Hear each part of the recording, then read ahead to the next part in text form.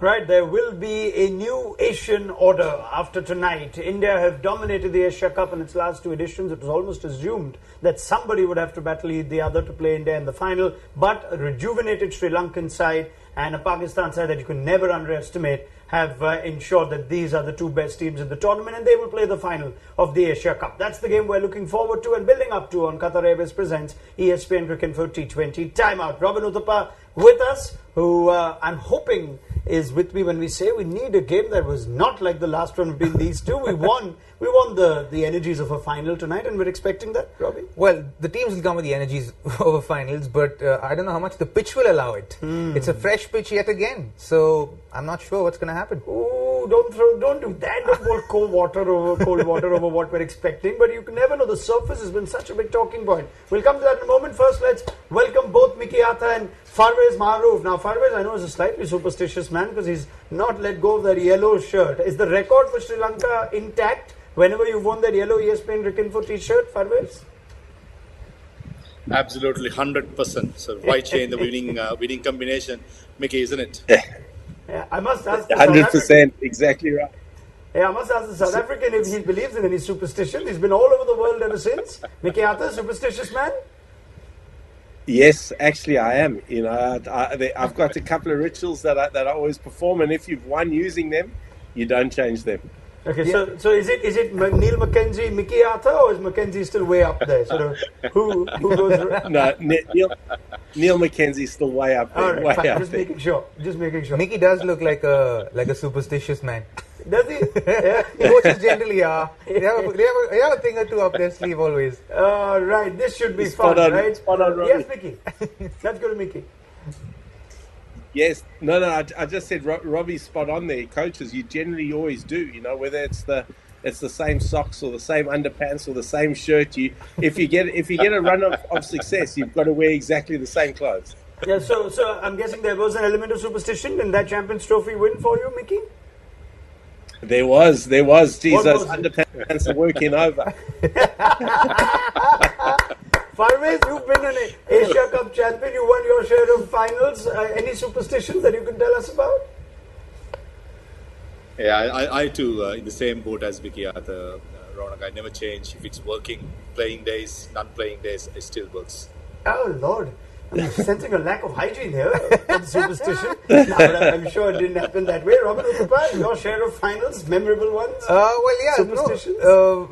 Well, if I began like a tournament with a certain pair of tights and I got runs with that, then I just stick to the same tights every time I went in a bat. Okay, so 2007 was the one that you remember? Was that 2007? I don't remember the 2020 World Cup, not the 50 over World Cup. I don't remember the 2007 very much at the moment. But IPL finals? IPL finals, yeah, for sure. Okay, awesome. We will find stories like this that will be created tonight when one team wins, and they might come from Dasun Chanaka, Sri Lanka, or from Babar Azam's Pakistan. Should make for a cracking game. And of course, both Sri Lanka and Pakistan have pride and more others and plenty more to try and win today. Sri Lanka are eyeing their 6th Asia Cup. Pakistan are eyeing their 3rd. This is surprisingly not been a tournament that they've really dominated. In spite of the dominating Pakistan side that's been around in the 80s and the 90s, it somehow eluded them the Asia Cup. They even won the World Cup before they won the Asia Cup. It took a long time for Pakistan to taste Asia Cup success, and even then it's been few and far in between. So a third title is what Babar Azam side is eyeing, and they've started well. They won the toss, and those tosses tend to be crucial in these Dubai games. So Pakistan will bowl first. So we thought this is a 50-50 game. Mickey Arthur, let's go to you first up. Are you now saying that the team winning the toss holds a far better advantage? Are the odds now in favour of Pakistan? Look, the way the tournament's gone, it would say that and would indicate that. But, you know, runs on the board in a final, if Pakistan can, if Sri Lanka bat well and they get enough and they get a big score, runs on the board just creates an extra amount of pressure. So, yeah, they won't be too unhappy. And I just caught the back end of Dasun Chanaka's interview where he said that obviously they would have bowled because that would have been the trend of the tournament. But runs on the board creates different pressures in a final. So you said sometimes losing the toss in a final, in spite of how a tournament may have gone, is not the worst thing? It's not necessarily the worst thing. What I have to mention is I can't get over the smile on Mickey's face. Do you see the smile on Mickey's face? It's like just ever present at the moment. He's very happy that Pakistan seems to have won. Like, he seems to be very happy about Pakistan winning the toss. It looks like that. Yeah. because Farveez Thanks, smile Robbie. and leave his Thanks, face Robbie. through the whole. Farveez has been behind him saying, "Who are you supporting, Sri Lanka or Pakistan?" And he's not given us a straight answer. The smile gives it away, like, very evidently. Farveez, does that give you the answer as well as to where Mickey's leanings lie? Even though he was most recently with Sri Lanka, that perhaps his heart bleeds more green than blue. Smile says it all. So that's for me quite evident. So that's more than enough. I mean, whatever. Look at the sheepish denial, even Mickey. No. I tell you, I'm sitting at the Oval watching England South Africa at the moment, and I shouldn't be smiling because South Africa probably on the back of a hiding. So that's kind of why I guess I've got a bit of a sheepish smile. Oh Lord, yeah. I mean, I can't believe you've got a smile on if you're watching South Africa bat, Mickey. But sorry, coming back to your question. Well, see, as in, it's a given. Now Pakistan have won the toss. Sri Lanka are batting. I think the focus. I think it's actually not a bad idea to even bat first in the final, because in a final the pressure is always a little higher than normal games. Sure. So when you put up a score, there's always pressure on the team batting second to get off to a good start, because a lot of pressure can be built if early wickets are taken in the second innings. Yeah. Having said that, I think the approach that Sri Lanka are going to use or should use batting first will be critical in their success if they want to win this game. I think how they approach the first 3 overs, I think if they can go wicketless and still be at about 6 or 7 or 8 runs in over, I feel like they'll put themselves in a good place to get runs at the back end of the power play and then build on from there, because we know how well they play spin. Right, so I think it'll be critical how they play that first 3 overs. That's going to be very crucial for them. yeah, I mean, it's a very different Sri Lanka side. When they batted first against Afghanistan in the tournament opener, you could sense this is a batting team that just didn't know what gears to go at. Dasun Chanaka was highly critical of the preparation of the batters when Fazal Haq Farooqi ran through them. If you look at their road to the final, though, you do have a team that has turned things around. And how? They had to do it the hard way. They had to beat Bangladesh first and qualify for the Super Fours, where then they managed to also down Afghanistan, a thrilling game, and that big win against India. That might have made them feel so good. Interestingly, Farveez, their wins have all come chasing. So, from what you've seen of the Sri Lankan side, they haven't even batted first in the one game that they lost. Do they have it in them to set the tempo and set the score? I think again it's about the first 3 overs, as Robbie said correctly. I think the first 3 overs, Hasnain, Nasim Shah, Haris Rauf, the bowlers bowling 140, moving the ball with that extra bounce. If Kusal Mendis and Pathum Nissanka can get through that pace, I think that will be a huge win for Sri Lanka without any wickets. So if that happens, I think Kusal Mendis will up a gear. And of course, in a final runs on the board, the pressure is on the opposition. So that's where Sri Lanka should target. And definitely they have what it takes. I mean, they have had a wonderful tournament, as I said in my previous show as well.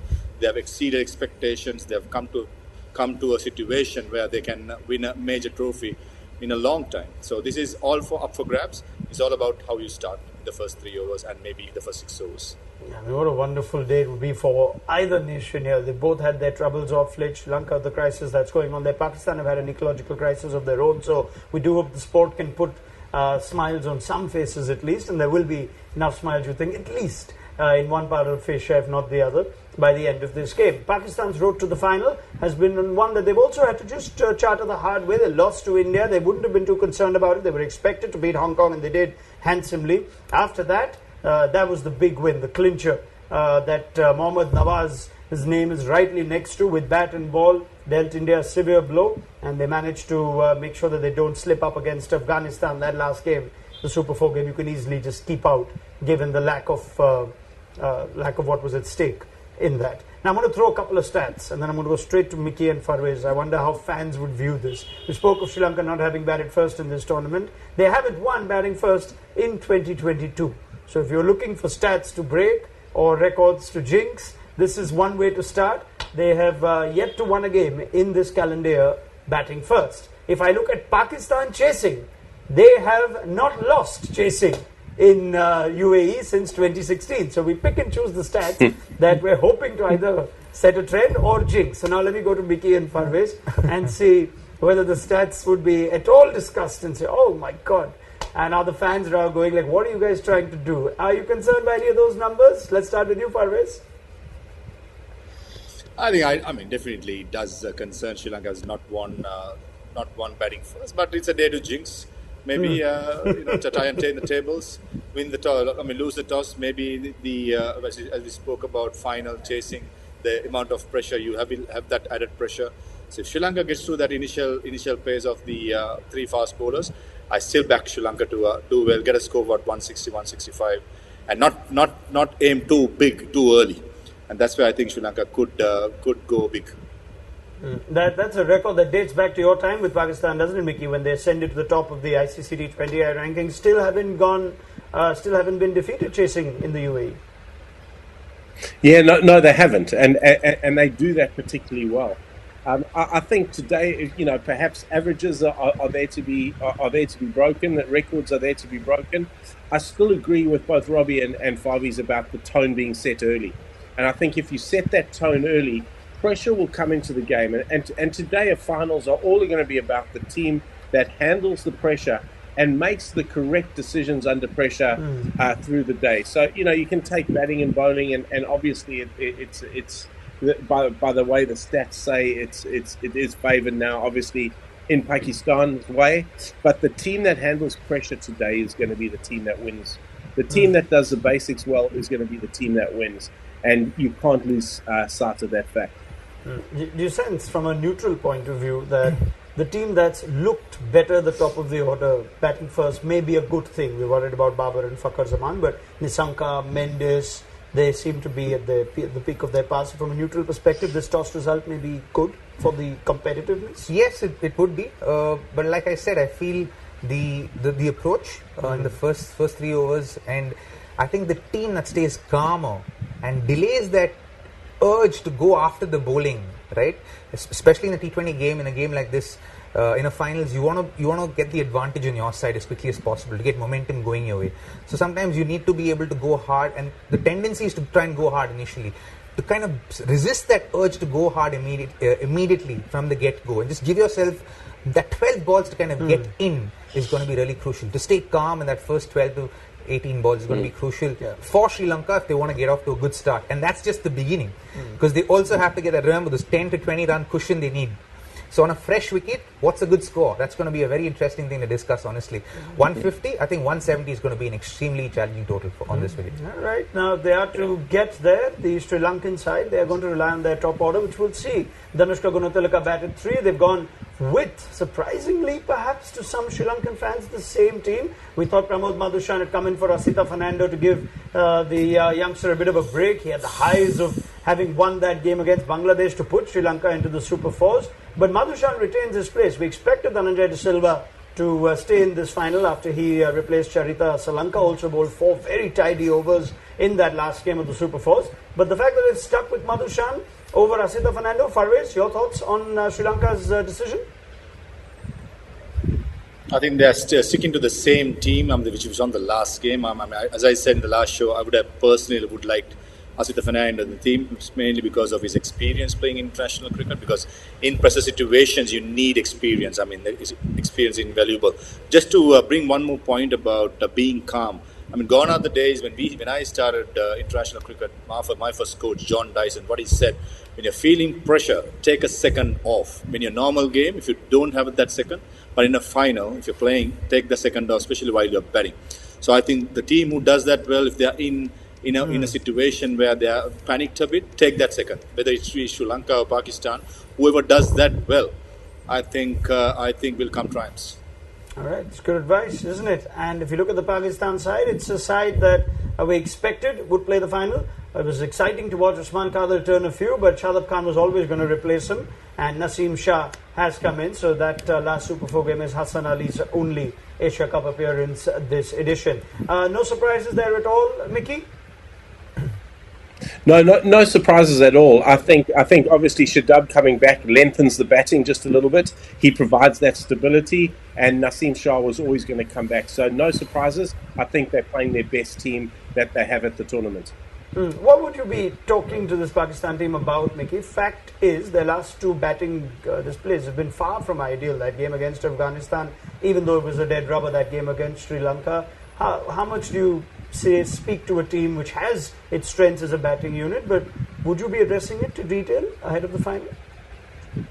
Look, as a coach, you would have reviewed, and you would have you would spend a lot more time individually leading up to a final, just to make sure guys were very clear on the roles they play, and you'd get a feel as a coach for how the guys were feeling in terms of their form at that particular time.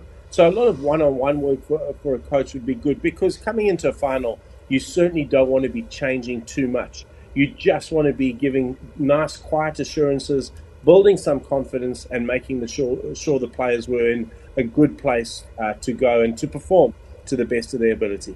All right. Now, we have spoken the importance of the toss at Dubai, something you just cannot ignore. While you will hear from multiple corners of the cricketing world, the toss is not in your hand, and it is true. It's amazing how lopsided the record is in Dubai. So Gaurav Sundararaman has broken that down for us just to give you some perspective. The final clash between Pakistan and Sri Lanka. It's going to be a very, very tight game. We are all hoping that a toss is not so crucial, but data is completely against it. The last 21 games, 18 games have been won by the team chasing. The 3 games which teams have won batting first have been against Afghanistan, Hong Kong, and Scotland. How can you win batting first? The average winning score is close to 190. Should teams aim for 185, 190 from the beginning, or should they look to keep wickets in hand and then aim for that 190 score so that they don't fall short? A lot of questions regarding the toss.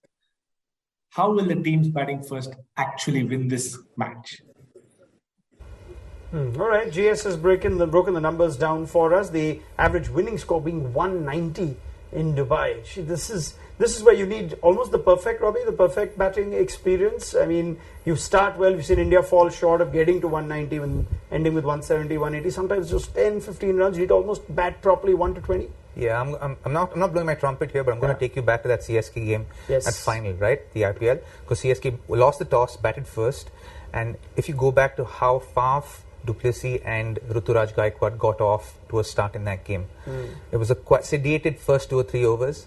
They picked up from there and they built a partnership. They made sure they didn't lose wickets till that 9th over. They were around 90 or so when I went in a bat when they lost the first wicket, and then. It was my responsibility then. The number 3 was the responsibility at that point to make sure you kick on, play an innings that takes pressure off the other batter. So it's very important that from Sri Lanka's perspective, you have one batter who looks to bat 20 overs.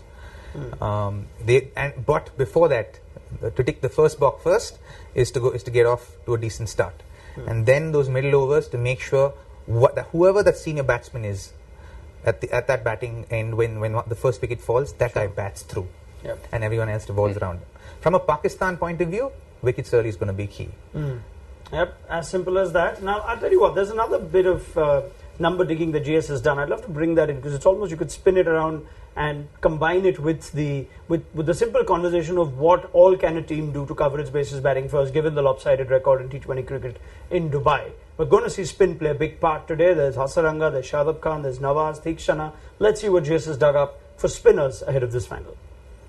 Another very interesting tactical battle is how Pakistan and Sri Lanka combat spin, especially Pakistan. We saw Wanindu Hasaranga taking 3 important wickets and completely controlling the game against Pakistan in the league stage. One very interesting trend which has been observed is Hasaranga's record against right-handers and left-handers. All his wickets have come against right-handers, and he has not really been expensive against left-handers but not taken wickets. One thing Pakistan could potentially do is promote Mohammad Nawaz and Shadab Khan, who have been their best players of spin, to counter that middle overs. It's going to be very interesting to see if Pakistan make these tactical changes in this key match. The likes of Asif Ali, Iftikhar Ahmed, Kushdil Shah, and Babar Azam have all been very, very poor against spin in this tournament, as you can see from the strike rates. Will Pakistan do something different in this epic clash? Let's wait and see. The other point is about Sri Lanka. Apart from Kusal Mendes, most of the other players also struggle against spin. This is where Shadab Khan becomes even more crucial. Shadab Khan with the bat, as well as Shadab Khan with the ball, I feel personally is going to be a very, very key player in this match. What do you guys think? All right. Now, will we still see spin play a big part? Mickey, I'll pick up some high-profile games in Dubai, right? We've seen the World Cup final there last year. We've seen the IPL final.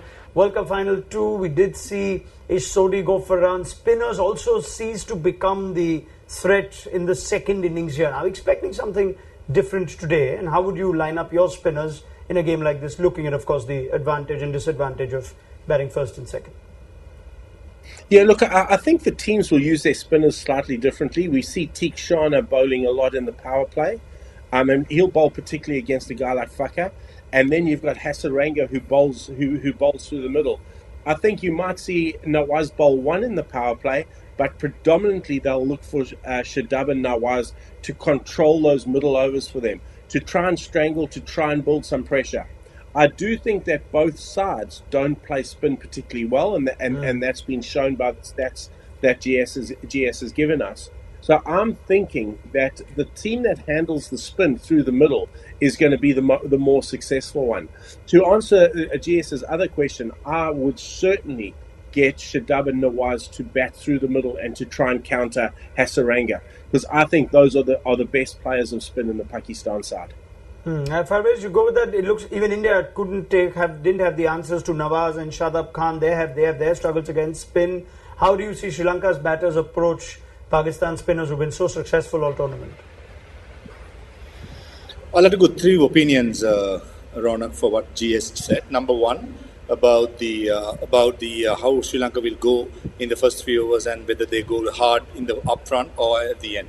I think the Sri Lanka's best way is to go little sedate in the up front and get a batsman at least to bat till about the 18th over. Ideally, one of the batsmen is in the top 3, and get Wanindu Hasaranga, Chamika Karunaratne, Banu Rajapaksa, Dasun Shanaka, all these players to go play their natural game by the top order batsman laying the foundation. That's number one. Number two, Wanindu Hasaranga, the strike bowler. I said in my last show, against Pakistan, he has done brilliantly well. Wherever he has played, he has done really well. So Dasun Shanaka should use him to take wickets. He should be an attacking bowler in this game. And the third point, whether a batsman can be promoted. Yes, if the start is good. And number 4, you have Dharanjit De Silva. If the first 3 batsmen could bat at least about the 9th over, get a score of about 70 odd, I reckon promoting Banu Rajapaksa is not a bad thing, especially with Shadab now, Mohammad Nawaz bringing it back into Banu Rajapaksa, as well as Shadab Khan gives a bit of air. And if it's taken away with a googly, still Banu Rajapaksa is very good through the offside, through the extra cover. So I think these are the little tactics Sri Lanka could use to encounter the billion Pakistan attack. Okay, we heard from both Mickey and Farveez. It'll make for a great viewing experience, to be honest, because I think both the spinners are bowlers who are going to bring the ball back into the left-handers, and they have enough left-handers in their batting lineup to kind of tackle them. So it'll be a great matchup to actually watch. And all of those batters, I think, outside of Gunatilaka are hitting the ball well. Like Rajapaksa is hitting the ball well. Kusal Mendes is playing the spinners extremely well. So I think it'll be for a great matchup. But I do agree that these two bowlers, both Nawaz and Shadab, have been extremely miserly with their runs in this tournament so far. So I think they have to pick a strategic time to put pressure back on them. And again, coming back to not losing wickets and being able to build partnerships and put pressure back on Pakistan. All right, sure. Mickey, one last thing to you before I go for predictions. The element of surprise, is it something that is decisive in a final? It looked like Mohammad Nawaz was a masterstroke in that game against India. Now, are you looking to surprise the opponents in a big final like this? Or can that at times lead to an unsettled side? Would you be tempted to do something you've not done in the tournament before? If you're Sri Lanka and bat somebody up, maybe a Hasaranga or a Rajapaksa higher up, is that something you'd consider? Yeah, look, it is. It is at times, and you would look at your opposition and then determine if you could get an edge by doing something different. I expect both sides, because they're fairly young, I expect both sides to go with a settled way of playing and a settled way of playing so they don't disrupt the dynamic too much within their own camp.